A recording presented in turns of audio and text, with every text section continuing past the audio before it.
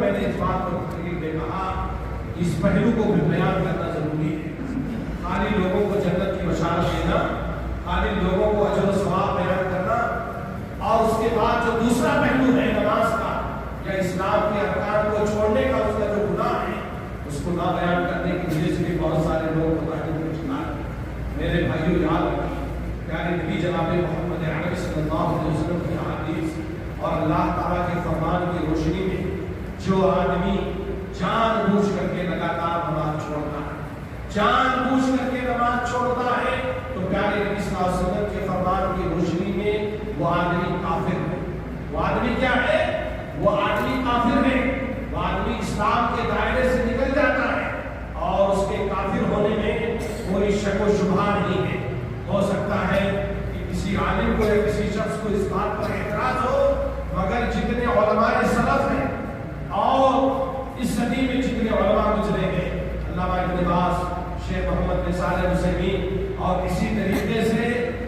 شیخ البانی رحمہ اللہ، شیخ صالح الفوزان، اس طرح کے جتنے علماء ہیں، یہاں تک کہ جو ائمہ اربعہ ہیں مشہور، امام ابو حنیفہ، امام شافعی، امام مالک، امام احمد بن حنبل، ان کے فتاوے بھی آپ پڑھیں گے نا بے نمازیوں کے سلسلے میں، تو آپ کو پتہ یہ چلے گا کہ کسی امام نے یہ کہا ہے کہ بے نمازی کو جیل میں اس وقت تک ڈالا جائے، اس وقت تک رکھا جائے جب تک کہ وہ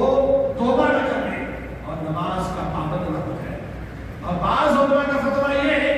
کہ اس سے توبہ کروایا جائے، اس سے کہا جائے کہ تم نماز پڑھتے ہو کہ نہیں، اگر وہ نماز پڑھتا ہے تو ٹھیک ہے، اگر وہ نماز نہیں پڑھتا ہے تو اس کا قتل کر دیا جائے، اس کا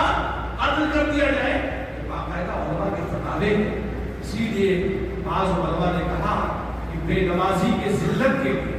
بے نمازی کے رسوائی کے لیے یہی کافی ہے کہ علماء کے درمیان اس کے کافر ہونے میں کوئی شبہ نہیں ہے.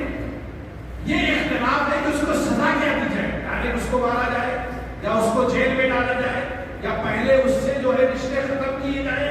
یہ ساری چیزیں کی جائیں، یہ اس کی ذلت و رسوائی کے لیے کافی ہے. میں آپ کے سامنے ایک سوال کرتا ہوں. شیخ محمد بن صالح العثیمین ایک بڑے عالم گزرے ہیں، چند سالوں پہلے ان کا انتقال ہوا.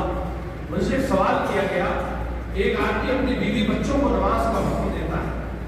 لیکن لوگ اس کی بات نہیں سنتے. جیسے آپ نماز پڑھتے ہیں یا بیوی نماز پڑھتے ہیں یا شوہر نماز پڑھتا ہے، بیوی اور بچے نماز نہیں پڑھتے ہیں، تو انہوں نے کہا کہ ایک آدمی